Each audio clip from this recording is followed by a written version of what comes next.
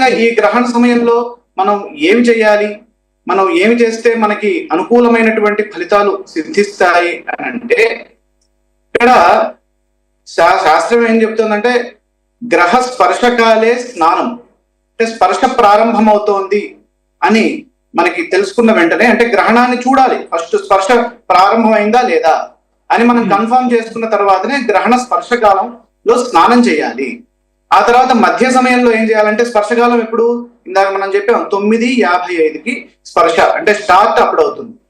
అదేవిధంగా మధ్యకాలంలో ఏం చేయాలి, హోమం చేయాలి. హోమము అలాగే సురార్చనము అంటే దేవతా అర్చన చేసుకుంటే మంచిది. అలాగే శ్రాద్ధం కూడా ఈ గ్రహణ మధ్యకాలంలో పెట్టాలనేది ధర్మశాస్త్ర నియమం. అలాగే ముచ్యమానే దానం, అంటే విడుపు ప్రారంభం అవుతోంది, అంటే టోటల్ ఎక్లిప్స్ పూర్తయిపోతోంది అన్న సందర్భంలో దానం ఇవ్వాలి. మరి ఆ రాత్రి సమయంలో బ్రాహ్మణులు దొరకరు కదా, ఆ సమయంలో దానం ఎట్లా ఇస్తాము అనండి అంటే, అది మనం ఆ భగవంతుడి దగ్గర పెట్టి, నేను ఈ ద్రవ్యాలని దానం ఇవ్వాలనుకుంటున్నాను, మీకు సమర్పిస్తున్నాను అనేటటువంటి సంకల్పం చేసి తెల్లవారిన తర్వాత ఎవరైనా పండితుల్ని పిలిచి దానం చేయడం మంచిది. అలాగే ముక్తే స్నానం, అంటే ముక్తి పూర్తిగా గ్రహణం పూర్తి అయిపోయింది అని అన్నప్పుడు ఆ సందర్భంలో కూడా స్నానం చేయాలి. ఇది గ్రహణంలో చేయవలసినటువంటి కార్యక్రమాలు. అదేవిధంగా ఈ గ్రహణము ఇచ్చేటటువంటి ఫలితాన్ని కనుక చూసినట్లయితే, సర్వం గంగా సమంతోయం సర్వే వ్యాస సమాద్విజ సర్వం భూమి సమందానం గ్రహణే చంద్ర సూర్యయోహో అని శాస్త్రం తెలియజేస్తుంది. అంటే ఈ భూమండలంలో ఉన్నటువంటి ఆ ప్రతి ఒక్క నీటి బిందువు గంగా జలంతో సమానమైనటువంటి పుణ్యాన్ని ఇస్తుంది అని దాని యొక్క సారాంశం. గ్రహణ సమయంలో అంటే ఎక్కడ, ఇది ఈస్టర్న్ హెమిస్ఫియర్ లో ఈ గ్రహణం ఇప్పుడు సంభవిస్తుంది. అంటే ఈస్టర్న్ హెమిస్ఫియర్ లో ఉన్నటువంటి కంట్రీస్, కాంటినెంట్స్ కనుక చూసినట్లయితే మనకి ఏషియా ఒకటి ఉంది, అలాగే మనకి ఆస్ట్రేలియా ఒకటి ఉంది, అలాగే చైనా, అలాగే రష్యా, ఇవన్నీ ఈ ఏషియా, ఆస్ట్రేలియా, ఆఫ్రికాలో కూడా కొంత గ్రహణం కనబడుతుంది. కాబట్టి ఈ దేశాల్లో ఉన్నటువంటి ఆ జలాలన్నీ గంగా జలంతో సమానమైనటువంటి ఫలితాన్ని ఇస్తాయి. కాబట్టి ఆ సందర్భంలో స్నానం చేస్తే విశేషమైనటువంటి కోటి రెట్ల ఫలితాన్ని పొందే విధంగా ఆ గ్రహణ ఫలితం ఉంటుంది. అలాగే సర్వే వ్యాస సమాద్విజ, ప్రతి ఒక్క ద్విజుడు వ్యాస సమానుడు అవుతాడు అని మనకి శాస్త్రం తెలియజేస్తుంది. కాబట్టి ఆ ద్విజులకి మనం చిన్న పండిచ్చినా అది భూదాన ఫలితం వస్తుంది. సర్వం భూమి సమందానం, భూదాన ఫలితాన్ని ఈ గ్రహణ సమయంలో చేసేటటువంటి దానము మనకి ఫలితాన్ని ఇస్తుంది. ఈ రకమైనటువంటి శుభప్రదమైన ఫలితాలు ఉన్న కారణం చేత ఇది విశేషమైనటువంటి పుణ్యకాలము.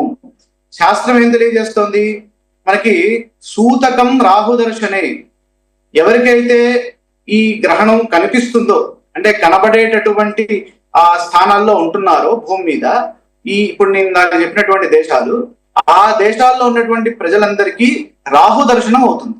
ఇక్కడ మీరు గమనించాల్సినటువంటి విషయం ఏంటంటే, మనకి 9 గ్రహాలు ఉన్నాయి. అవేంటవి? రవి, చంద్ర, కుజ, బుధ, గురు, శుక్ర, శని, రాహుకేతు.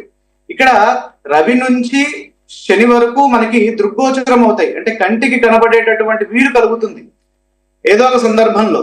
అంటే సూర్యుడు నిత్యము కనిపిస్తాడు, చంద్రుడు అమావాస్య నాడు తప్ప మిగతా రోజులంతా కనిపిస్తాడు, అంటే కృష్ణపక్షంలో లాస్ట్ 5 రోజులు తప్ప మిగతా రోజుల్లో అంతా చాలా వెలుతురుగా కనిపిస్తారు. అదేవిధంగా శుక్రుడు కూడా మౌఢ్యమి సమయాల్లో కాకుండా మిగతా రోజుల్లో దర్శన యోగ్యాన్ని బట్టి మనకు కనిపిస్తూ ఉంటుంది. అదేవిధంగా మిగతా గ్రహాలు కూడా ఉంటాయి. కానీ ఈ రాహుకేతువులు ఎల్లప్పుడూ మనకి కంటికి కనబడరు, అవి ఛాయాగ్రహాలు, అవి శశాంక పాతములు. శాస్త్రం ఏం తెలియజేస్తుందంటే, భానోర్భార్థే మహీఛాయ తత్తుల్యేర్క సమేపివ శశాంకపాతే గ్రహణం కియద్భాగాధికోనకే అని తెలియజేస్తుంది. అంటే సూర్యుడు ఒక రాశిలో ఉన్న సమయంలో ఆ సందర్భంలో వ్యతిరేక రాశిలో భూమి యొక్క ఛాయ పడుతూ ఉంటుంది. అంటే 180 డిగ్రీల తర్వాత భూ ఛాయ పడుతూ ఉంటుంది. అంటే ఇప్పుడు ఈ సందర్భంలో సూర్యుడు సింహరాశిలో ఉన్నారు, సింహరాశి నుండి కుంభరాశిలో ఆ భూఛాయ పడుతూ ఉంటుంది. ఆ సందర్భంలో ఏమవ్వాలి, ఈ శశాంక పాతం వచ్చి ఈ భూఛాయ తోటి మహీఛాయ తోటి సమానం అవ్వాలి. ఈ శశాంక పాతం అంటే ఏంటి, రాహువు. ఈ రాహువు ఇప్పుడు కుంభరాశిలోనే ఉన్నారు.